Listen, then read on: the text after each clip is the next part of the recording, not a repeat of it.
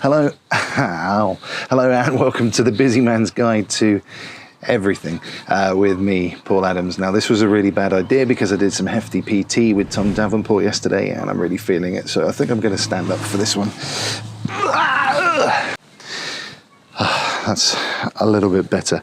So the reason I'm doing this video today, and as you've seen by my title, it's a little bit argumentative, and full disclosure, it is kind of clickbait too.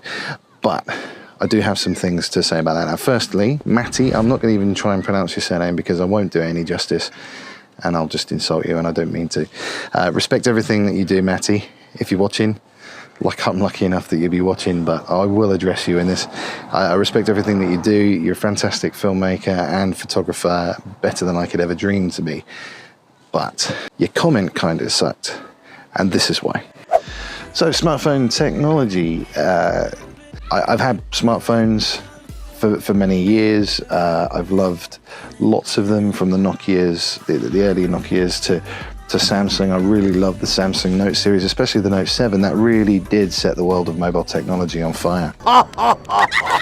But by far the most exciting phone that I've had in a long time is my current phone, which probably the pronunciation is wrong, but the Huawei P10 Plus is fantastic. Now I'm recording audio on this, obviously. But your first point there, Matti, you said that the depth of field wasn't great on mobile phones, and you're absolutely right, to a point. Now, this mobile phone, or smartphone, or whatever you want to call it, wherever part of the world you're from, you call it something different. It has an aperture of an f-stop 2.2, which is actually higher than my 40mm pancake lens, which is 2.8. So not only does it give me some good low light exposure, it also gives me some great depth of field. So technically that point isn't right. Point number 2 is the focal length. It is a fixed focal length on a cell phone or a smartphone, but you can actually get some snap-on lenses now, where you can have a telephoto lens or a macro lens or even a fisheye lens, that you can change the type of photography. So whilst you don't have interchangeable lenses for your smartphone, you can get snap-on devices. I've not used them myself. I have friends who have done it, and they are picking up some good reviews, so maybe that's something we could all look at. So you mentioned on point number 3 that you have very little control over the settings on your smartphone as you would on a DSLR or a mirrorless, and that's absolutely right. However, I know on this phone particularly that there is a pro mode on it, that you don't actually have to download the app. It's already there on the camera, and it allows you to change settings like ISO, exposure value. You could change the white balance, the auto and the manual focus, and it goes on. So whilst you don't have the control that you would have on a DSLR or mirrorless, you do have some control on the smartphone, and it helps to make your photos better. Admittedly, it is software based, but it still works. So in point number 4, you say that the smartphones don't have RAW capabilities, and at least on the P10 Plus, it does have RAW capabilities. Now, I'm not sure if the RAW is fully RAW or whether it's been pre-processed with the black and white sensor and the color sensor together before it comes out, but it does have RAW capabilities, and I can edit it in packages like Lightroom, so it gives me a lot more scope, and I find that I can get some really nice images with that. In point number 5, you say that the camera will have shaky footage on your smartphone. However, I know DSLRs and mirrorless can also suffer from stabilization. So what do? You put it on a gimbal and you get a smoother transition. And it's exactly the same for cell phones and smartphones now, because you can get better stabilization through some really funky gimbals.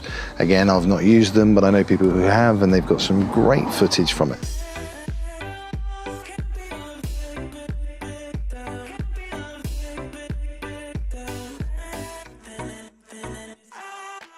So I'm not here to slate Matti or say everything that Matti has said is incorrect.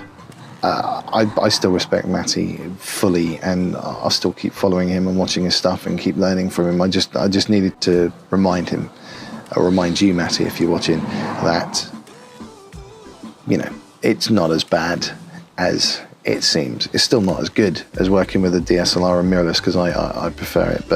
And I agree that if you, whatever camera that you have, you should learn your settings. But when you've got a lot of photographers, including your friend Peter McKinnon, saying that the best camera that you've got is the one that you have on you, and if you don't have access to a mirrorless or DSLR, you should go out and shoot with what you've got, I completely agree. And it just contradicted with what he said. But as I say, I agree with everything that you say as well, but I just wanted to shed some light on some cell phone, smartphone photography. Do check out Crichton Photography. His link is below. Some of you who have watched the channel will know Phil. He appears in a few of my vlogs, and he does some fantastic work with mobile phones, smartphones, the like, and the editing too. So do check it out. One thing I will mention that I've noticed since planning this video was that no sooner than Matti had released this video, Tony in Chelsea Northrop released a video about the iPhone X being better, in 10 ways better than DSLRs or mirrorless. Is there something going on that you guys aren't telling us? Anyway, make sure that you like and subscribe. Click that bell as well so that you don't miss out on any notifications. Show me some love on Twitter or on Instagram. It's @PaulAdamsPhotos. And until next time, stay sharp, stay focused, and stay busy. We'll see you in the next one.